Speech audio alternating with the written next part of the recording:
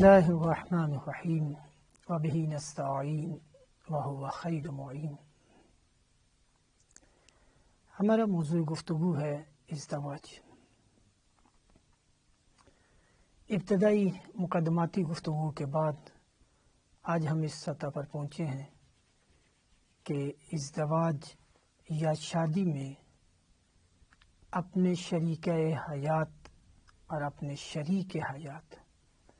کا انتخاب کرنے کے لیے کیا میثاق اور معیار ہونا چاہیے۔ ایک خاتون اپنے لیے اپنی زندگی کے لیے کسی مرد کا انتخاب کرے تو اسے کن چیزوں کو پیش نظر رکھنا ضروری ہے، اور اسی طرح مرد اپنی زندگی کے لیے اپنی شریک حیات کا انتخاب کرے تو اس کے پیش نظر کیا میثاق معیار ہونا چاہیے۔ اس موضوع پر متعدد روایات میں رہنمائی کی گئی ہے اور آیات الہی نے بھی اس کے لیے چند معیارات مقرر کیے ہیں۔ میں ان میں سے صرف چند آیات آپ کی خدمت میں تلاوت کرنے کا شرف حاصل کرتا ہوں۔ پہلی آیت سورہ بقرہ کی آیت نمبر 221 ہے۔ ارشاد باری تعالیٰ ہے، اعوذ باللہ من الشیطان الرجیم وَلَا تَنْكِحُوا الْمُشْرِكَاتِ حَتَّى يُؤْمِنَّ، کہ مشرک خواتین کے ساتھ نکاح نہ کرو یہاں تک کہ وہ ایمان لے آئیں۔ وہ مشرک خواتین کے جو صاحب ایمان نہیں ہوتی، جب تک ایمان نہیں لے آتی ان کے ساتھ نکاح نہ کرو۔ وَلَأَمَةٌ مُؤْمِنَةٌ خَيْرٌ مِّن مُشْرِكَةٍ، اور دیکھو اگر کوئی کنیز ہی کیوں نہ ہو لیکن صاحب ایمان ہو تو وہ بہتر ہے اس مشرکہ سے۔ وَلَوْ أَعْجَبَتْكُمْ، اگرچہ اس مشرکہ کا مال، حسن، مقام، جمال ممکن ہے وہ تمہیں تعجب میں ہی کیوں نہ ڈال دے، لیکن اس مشرکہ کی نسبت اگر ایک کنیز ہے اور صاحب ایمان ہے تو وہ بہتر ہے۔ وَلَا تُنْكِحُوا الْمُشْرِكِينَ، اسی طرح جو مشرک مرد ہیں ان سے صاحب ایمان خواتین کا نکاح نہ کرو۔ حَتَّى يُؤْمِنُوا، یہاں تک کہ وہ مرد ایمان لے آئے۔ وَلَعَبْدٌ مُؤْمِنٌ خَيْرٌ مِّن مُشْرِكٍ، اور عبد مومن صاحب ایمان شخص وہ مشرک سے بہتر ہے۔ وَلَوْ أَعْجَبَكُمْ، چاہے اس مشرک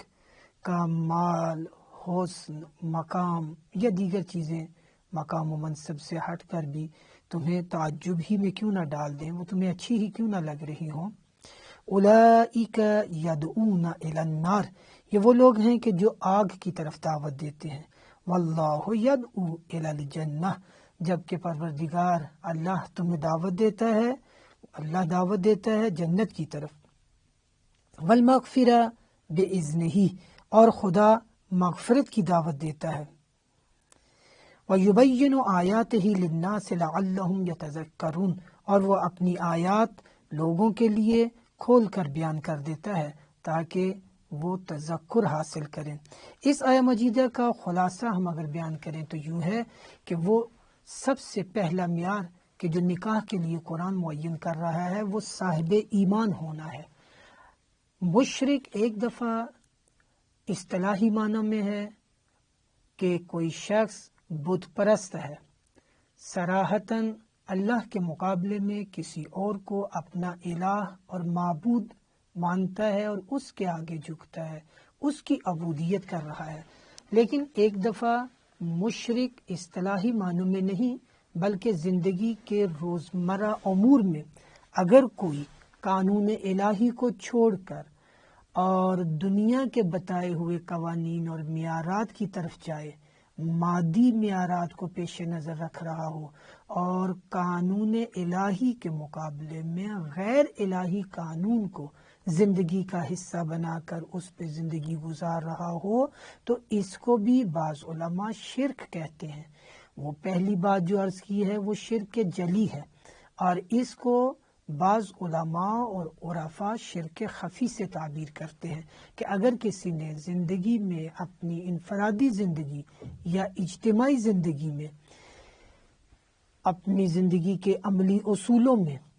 الہی اور قرآنی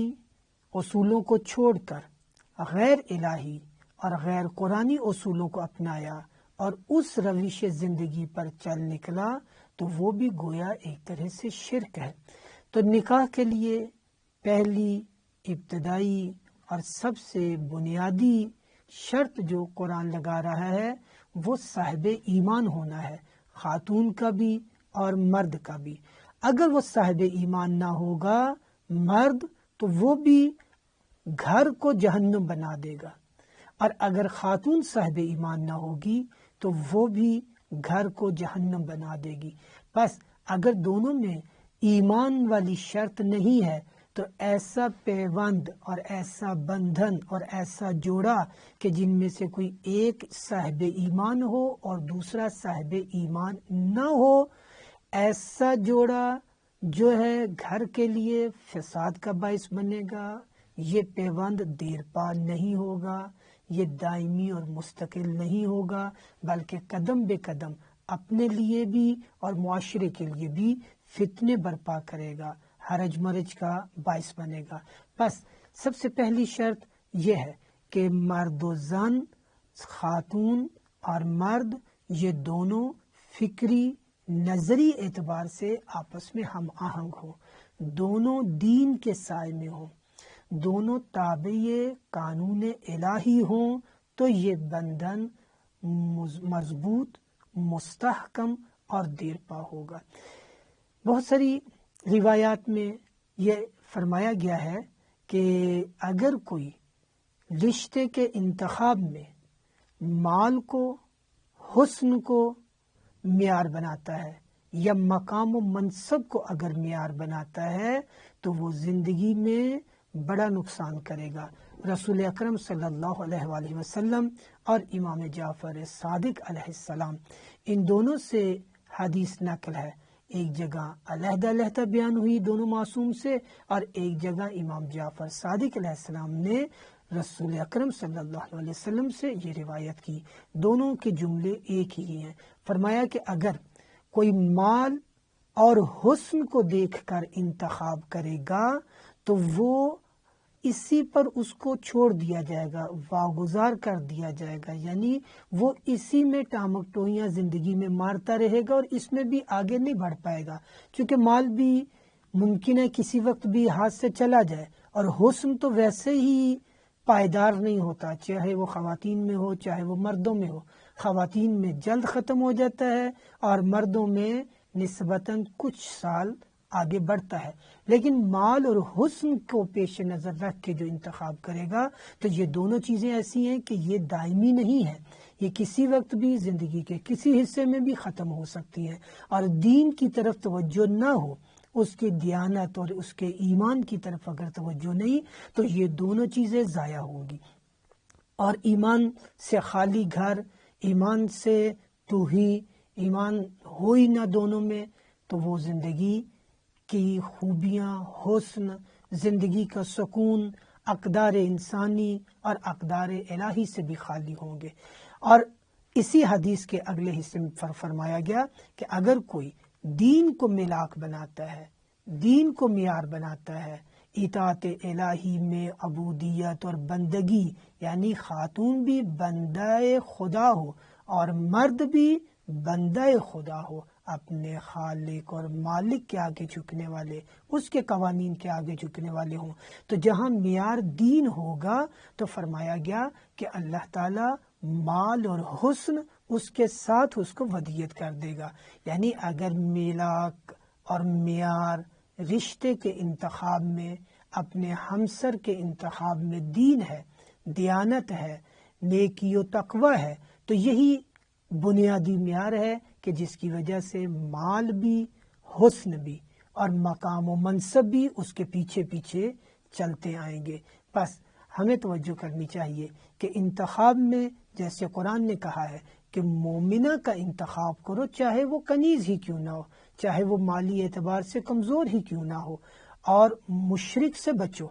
خاتون بھی مشرک مرد سے بچے اور مرد بھی مشرک خاتون سے بچے۔ اور دونوں کو کہا گیا کہ اگرچہ تمہیں ان کا مال اور ان کا مقام و منصب اور ان کا حسن تمہیں تعجب ہی میں کیوں نہ ڈال دے، لیکن اس کی بنا پر احساساتی اور جذباتی ہو کے فیصلے نہ کیے جائیں، بلکہ چونکہ یہ انتخاب ایک دیرپا انتخاب ہے، زندگی میں تا آخر عمر